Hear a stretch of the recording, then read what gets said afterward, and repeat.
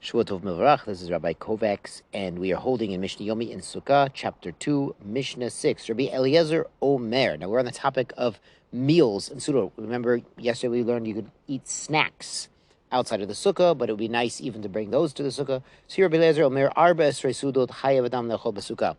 Someone must eat 14 meals in their Sukkah. Achad Bayom ve'achad Balayla. Every day, once during the daylight hours, their lunch, and once at nighttime, the dinner.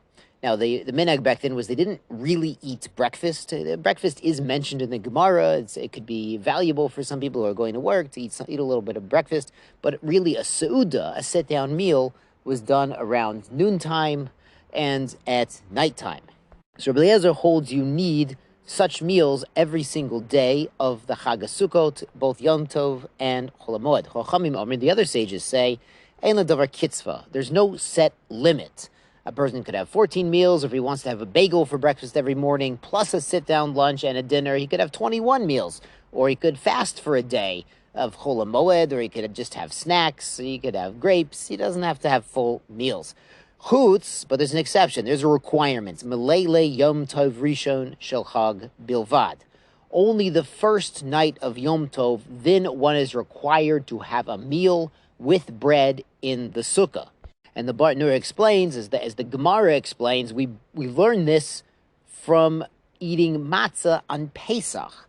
Both by Pesach and by Sukkot, there's an extra phrase, Chamisha Asar, on the 15th.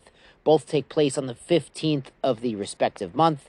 Nisan for Pesach and Tishrei for Sukkot. And this extra 15th in both contexts, which is used in the context of a meal and eating the matzah by Pesach, teaches us that we need to eat bread in the Sukkah the first night on the 15th of Tishrei, the first night of Sukkot as well. Rabbi Eliezer adds another halacha. So apparently he agreed to the sages by the first halacha in the Mishnah, and he adds one where he disagrees. Someone who did not eat that first night of Yom Tov, Yashlim, he needs to make it up. He has to have tashlumin b'leile Yom Tov achron, even up to the last day. Even up to Shmini Atzeres, he could try to make up what he missed the first night. Chachamim Omrim, but the other sages say, Ein l'davar tashlumin. There's no makeup if you missed the 15th. After all, the pasuk linking it to matzah on Pesach is about the 15th. Al Zay Nemar, on this concept of missing out a mitzvah that was done at a specific time, there's a pasuk about this. It's in Mishlei chapter 1, verse 15. Me'uvat lo yuchal litkon, it's something crooked that you can't fix. Ve'chesron lo yuchal limot, something lacking that you can't now count as among them. The Gemara in Brachos explains this is someone who missed the time of davening, even though there's tashlumin, you missed the time of Kriyat Shema, or they were trying to make a minyan and they needed you for a minyan, but you couldn't be there. Needed a person, not you. You guys are going the minyan, thank God. Who knows? But it's something you couldn't make up. They apply this pasuk there as well. Great. On to Mishnah Zayin. Misha haya rosha riba b'sukkah. Somebody had his head and most of his body in the sukkah. V'shulchano b'toch habayit, but his table with his food, with his bread, his wine, that's actually inside the house. So understand the sukkah is on the porch. They're eating right by the door, and this table lemaisa is in the house. Beit Shammai poslin. Beit Shammai says this is puzzle. This is not something you're allowed to do. Beit Hillel machshin. Beit Hillel says you're still allowed to do it. Now the Bartanura here says halacha ke Beit Shammai. In this instance, the Beit Shammai's gezerah was agreed lehalacha. He says it's a gezerah shema yemoshech achar shulchanu, a gezerah that a person will be drawn towards his table.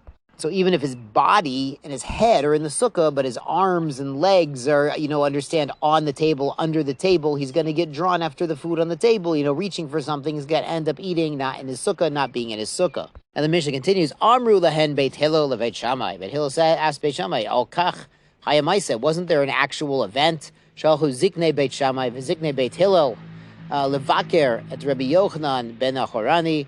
So they're saying in previous generations, sages from both Beis Shammai and Beis Hillel went to visit Rabbi Yochanan ben Achorani on Sukkot, and he was a great sage. They found him in his sukkah, Shaya Yoshev, Rosh Sukkah.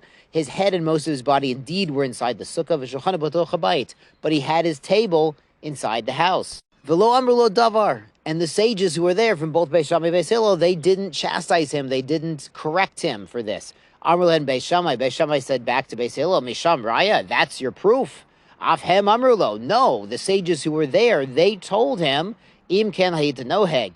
If this is what you've been doing all this time, lo kiyamta mitzvah sukkah miyamecha. You've never really done the mitzvah of sukkah. Meaning they held like the gezer of Beit Shammai, Shammai Yimashach HaShulchanu, person be drawn after his table. So even though Lamaisi is in the sukkah now, because of that gezerah, he hasn't fulfilled the sukkah in the ideal rabbinically required way. That's what the Tosfot Yontiv says. It sounds a little surprising to say something like a gezerah derabanan could mean he didn't do the mitzvah deraisa of sitting in the sukkah, but we can say at least he didn't do it in the ideal and appropriate and problem-free manner. It's a reminder of something that does happen, at least it happens to me. I don't know if it happens to you, but as you learn more Torah and more Torah, you realize certain things you weren't doing in an ideal way, or you were trying to do it, but you missed out some of the details or some of the halachot that are involved in it. And then you realize, well, I wasn't doing that right for all these years. But instead of being depressed about that or saying, oh, I lost all those chances to do the mitzvah in the best way, it's a good impetus to say, listen, I should learn the halachot and I should try to do the best I can.